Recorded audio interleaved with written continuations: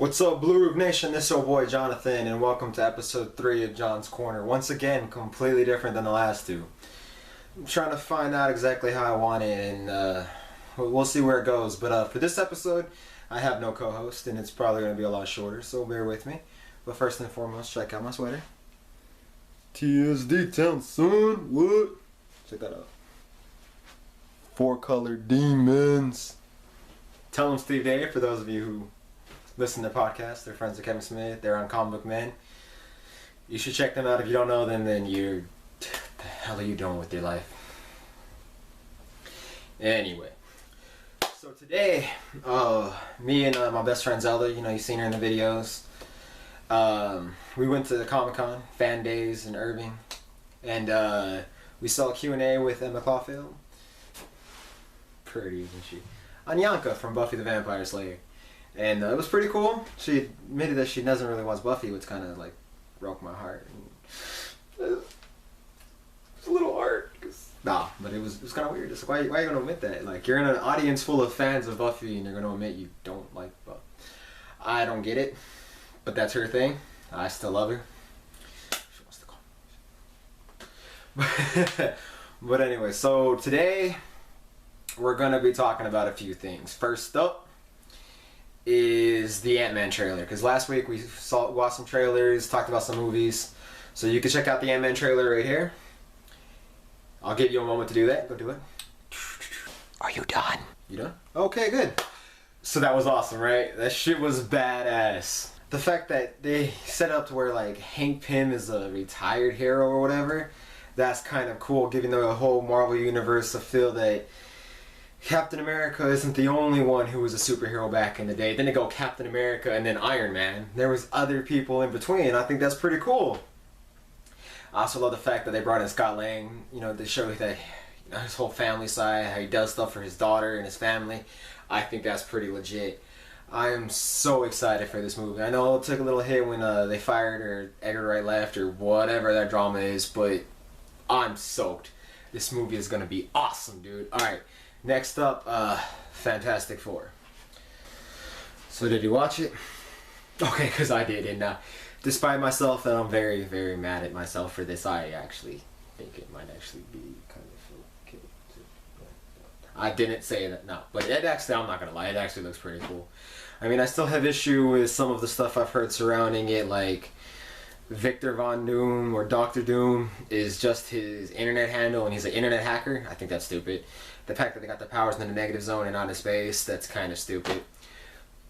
But the trailer actually looks pretty decent, I'm not gonna lie. So maybe I might go watch it in theaters, maybe.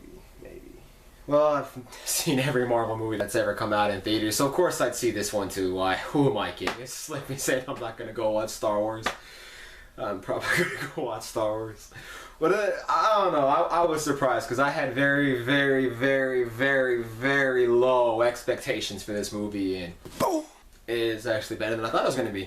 So yeah, Fantastic Four. It's probably going to suck, but their trailer sucked me in, so I will give them money. This one's. Fantastic Four 2, they're on their own, man. Back them bags. No, I'd still rather Marvel get the rights back, and while we're at it, I think Marvel should get the rights back to... Can you believe that Fox is asking Marvel for the right to make an X-Men TV show? When every time Marvel has asked Fox for anything, they spit in their face. Quicksilver and Scarlet Witch, the second Joss Whedon said he was using him in Avengers, Fox said, fuck you, we're using him in Days of Future Past. And now Fox has the nerve to ask Marvel for a favor? I find it kind of weird. I'm just saying, you can't slap the hand that you want favors from. It makes no sense. But then again, it's Fox. They canceled Firefly. They canceled Firefly. Who cancels Firefly? You people are stupid. No, I'm playing. No, but don't cancel Firefly. It's not right. It's Firefly. Don't. Firefly.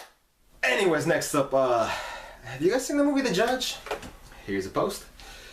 That movie is amazing. The way it's shot, the acting is just... I love that movie. If you haven't seen it, you need to go watch it now. It's out on Blu-ray, it's out on DVD. You could buy it on different websites. You can buy it on iTunes. Go watch that movie. I mean, seriously. Robert Downey Jr. is one of the best actors out there right now. I mean, he's not Ben Affleck, but he's an amazing actor. And you really need to watch that movie. That's my movie of the week. If you have something you want to watch, you should go watch that. Cause fuck everything else. That movie is legit. Alright, let's talk comic books. You guys with me? Alright, check it out. I talked last week about how Marvel's Secret Wars kind of rebooting the universe. It's combining 616 with the Ultimate Universe into a new universe. Kind of a soft reboot of the continuity, and I'm bothered by this and all that jazz. You can go check it out on last week's video. But while Marvel's still doing that, DC's doing something really weird. Now, it's just it's still kind of up in the air exactly what they mean, but basically what they said is that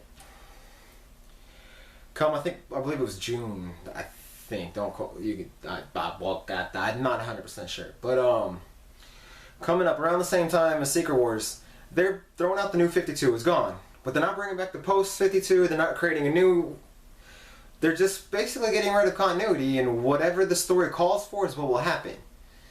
So that means from week to week, from run to run, different issues, they might not all be in the same universe anymore, and I'm just sitting here like, what the hell? Because to me, as a long-time comic book fan, those are all boxes full of comic books. Comic books mean the world to me. So I just don't understand why you would get rid of continuity, because that's what makes comic books so great, is the shared universe. Is something that happened 30 years ago affects what happens next week. That's cool. One ever expanding story, and they're just throwing that out, and I don't understand it. If someone could tell me in the comments below the thought behind that, I would really appreciate it, because I just think it's the stupidest thing in the world. But hey, that's DC, and I don't read DC, so you do what you guys want. I'm gonna stick over here with Marvel, whatever the new world number is, because it's not 616. I love you, 616. Alright, next up, we got my Buffy review. So, we're going to do it episode by episode, and until we get to the actual, we're going to do it episode by episode. Until we get to the actual episode, we're going to start off with the comic books. So our first review comes from, can you guys see that? Tales of the Slayer. And the very first story in there is about the first Slayer. I don't know if you guys remember her. Need better lighting in my room? Do you remember her?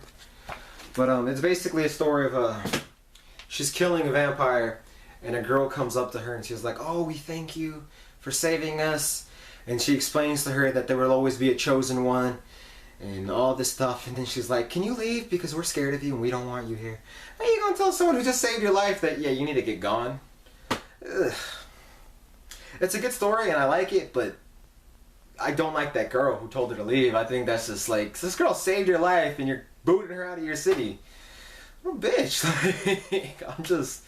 I don't understand it, but then again, I wasn't alive how many hundreds and maybe thousands of years ago. Now I'm also not ungrateful. Ungrateful, there you go. But whatever, so, yeah. This has been episode 3 of John's Corner. Like I said, it's kind of shorter than the last couple episodes because A, I don't have a co-host, and B, hour-long episodes, it's kind of long. I don't know, I felt something shorter, more to the point, more intimate might work. But as you can see, it's constantly evolving, constantly changing. So let me know in the comments below what you think I should do for episode 4. Yeah, and see you guys next week.